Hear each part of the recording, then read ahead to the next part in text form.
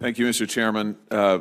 Before I start, Mr. Chairman, I want to say thank you for your strong statement on the RICA legislation yesterday and for your leadership on this issue. It's much, much appreciated.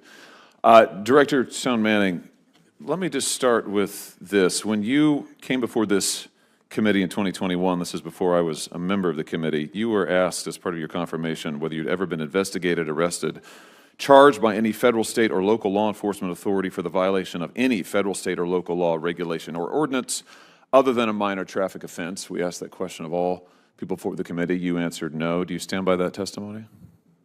Senator, I do stand by that testimony and was proud to be confirmed to do this job. What's tree spiking, Director? Senator, again, this committee engaged quite a bit. No, that's a factual question. Do you know what it is? And I do. It is. You want to tell us? Go ahead. Yeah, it's when people illegally put metal objects into trees so that they prevent a timber sale. What happens if a chainsaw hits a spike? Sometimes when a chainsaw hits a spike, it can buck the saw.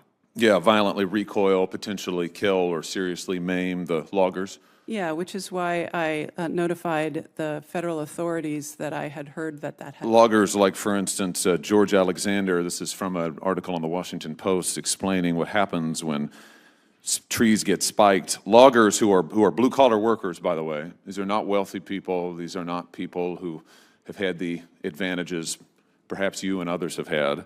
People like George Alexander, who, for example, in May 1987, at age 23, his chainsaw hit a tree spike.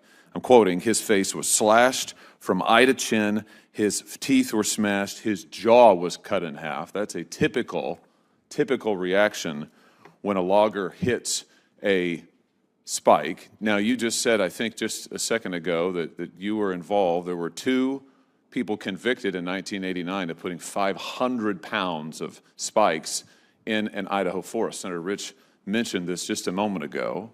You testified you sent a letter to the Forest Service on their behalf. I have it here. The letter says, among other things, this letter sent to notify you that the post office sale, that's the forest sale in Idaho, has been spiked heavily. The reason for this action is that this piece of land is very special to the earth. It is home to the elk, deer, mountain lions, birds, and especially the trees. It goes on, I would be more than willing to pay you $1 for the sale, but you'd have to find me first, and that could be your worst nightmare. P.S. You bastards go in there anyway, and a lot of people could get hurt. Why'd you send this? Senator, as I said at the time, over 30 years ago, a really angry and turns out violent person handed me that letter and said, will you send this to the Forest Service? And you did. Why? What you just talked about in 1987 to a logger, this is 1988, 9. I understood that people could get hurt. Why didn't you notify the federal authorities? Why did you send this threatening letter on behalf of these 2 men who were convicted of crimes? I was terrified of them and wanted no involvement with them. So you wanted no involvement, but you sent a letter that says you bastards go in there anyway and a lot of people could get hurt? Why didn't you just contact the FBI or anybody, any local authority? Because the person who did this act threatened people's lives if they disclosed who did it. Yeah, in fact, you were investigated for. In this video, watch the dramatic exchanges Hawley presses for answers, challenges previous testimony, and accuses the nominee of misleading the Senate committee. The confrontation escalates as shocking details from old investigation records are brought back into the spotlight. Grand jury subpoenas were issued for hair samples, handwriting exemplars, fingerprints. These subpoenas were served on persons suspected of being involved, having knowledge of the incident, including Ms. Tracy Stone Manning. You've testified you were never investigated, ever for anything. Why'd you lie to this committee? Senator, this committee delved deeply, went into the court records where I testified against these men. Were you issued subpoenas?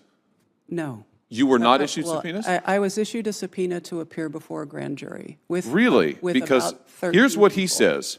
Ms. Nominee was extremely difficult to work with. She was antagonistic. She was uncooperative, refused to provide her hair, handwriting exemplars, and fingerprints as ordered by the grand jury. It was not until after we informed her she would be arrested if she did not comply with the subpoenas that she provided the samples to me. So you were subpoenaed. Senator Hawley, you were the target of an expired. investigation. Do you have a question? You were the target of an investigation. You lied to this committee. Why? Senator, I never received a target letter. I'm curious, I understand why this committee jumped over 30 years of my career in considering my nomination and went to a salacious moment from graduate school where I tried to protect people. What I don't understand is why we're not looking at the last 3.5 years now. Here's why. Senator It's because people are killed in these kind of incidents. It is an act of terrorism. Your time is expired. A special agent in charge found that you were involved. You lied to this committee in saying that you were never investigated. Senator you were never Hawley, the target of investigation. In fact, you were. your time You lied to us is blatantly, expired. and you know it.